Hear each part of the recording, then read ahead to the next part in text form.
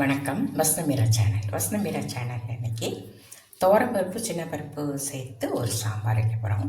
அதுக்கு தேவையான பொருட்கள் துவரம்பருப்பு நம்ம எந்த அளவில் எடுக்கிறோமோ அந்த அளவில் எடுத்துக்கிட்டு அதுக்கு ஒரு 1/4 கப்பு நம்ம சின்ன பருப்பை எடுத்து வேக வச்சு எடுத்து வச்சுக்கணும். இந்த சாம்பார் வைக்கிறதுக்கு காய்கறி கேரட், பீன்ஸ், அவரைக்காய், சௌசவ் இந்த 4 சேர்த்து நம்ம 1 கப் அளவில் நறுக்கினது. தக்காளி 2 பொடிசாக நறுக்கியது. வெங்காயம் ஒரு 20 எடுத்து உரிச்சு வச்சுக்கணும். இந்த சாம்பாரில் போடுறதுக்கு நான் இந்த சக்தி சாம்பார் பொடி எடுத்திருக்கேன். அது 1 ஸ்பூன் எடுத்துக்கணும். இதே நல்லெண்ணெய் 2 ஸ்பூன் எடுத்துக்கணும். 1 ஸ்பூன் நம்ம முதல்ல இந்த காய்கறிகளை வதக்கிறதுக்கு, முடிவாக தாளிக்கிறதுக்கு நம்ம இன்னொரு 1 ஸ்பூன் எடுத்துக்கணும். தாளிக்கிறதுக்கு கடுகு, உளுத்தம்பருப்பு 1 ஸ்பூன், ஒரு 1/4 டீஸ்பூன் அளவு வெந்தயம், கருவேப்பிலை கொஞ்சம் எடுத்துக்கணும்.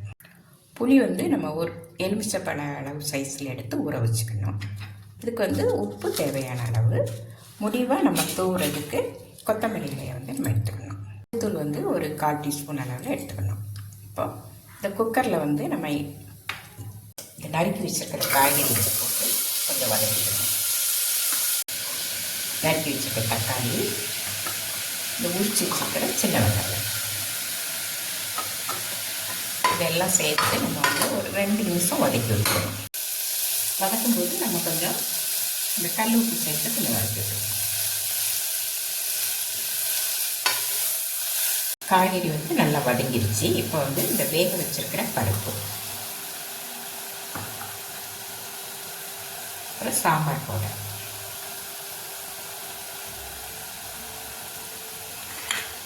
மஞ்சள்தூள் இதெல்லாம் சேர்த்துட்டு நம்ம ஒரு கிளறி இது வேகிறதுக்கு நம்ம 1 கப் அளவில் தண்ணி சேர்த்து வேக வச்சுக்கணும். ஒரு விசில் வச்சா போதும். இந்த காயெல்லாம் நல்லா வெந்துடுச்சு. இப்போ இதில் நம்ம புளித்தண்ணி சேர்த்துக்கணும். கொஞ்சம் புளித்தண்ணி சேர்த்து இதை கொஞ்சம் கொதிக்க விட்டுக்கணும். கொஞ்சம் சாம்பாருக்கு நம்ம உப்பு பத்தலைன்னா கொஞ்சம் உப்பு சேர்த்துக்கலாம். சாம்பாருக்கு ஒரு தாளிப்பு கொடுக்கணும்.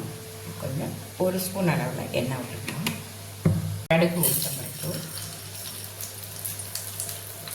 வெந்தயம், இந்த காய பவுடர் நான் வேண்டிய பொருட்களில் சொல்லலை, அதனால் கொஞ்சம் காய்க்க பவுடர் இதை சேர்த்துக்கணும். இந்த தாளிப்பில் அப்புறம் கருவேப்பிலை, தாளிப்பை நம்ம சாம்பாரில்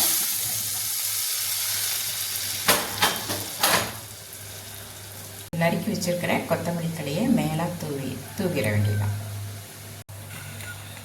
கமகமக்கும் இந்த சாம்பார் ரெடி ஆயிடுச்சு. இதை நம்ம மத்தியான வேளையில் சாதத்தில் ஊற்றி சாப்பிடலாம். நீங்களும் இதை தயார் பண்ணி பார்த்துட்டு எப்படி இருந்துச்சுன்னு வசனமீரா சேனல் லைக் பண்ணுங்கள், கமெண்ட் கொடுங்க, சப்ஸ்கிரைப் பண்ணுங்கள். நன்றி, வணக்கம்.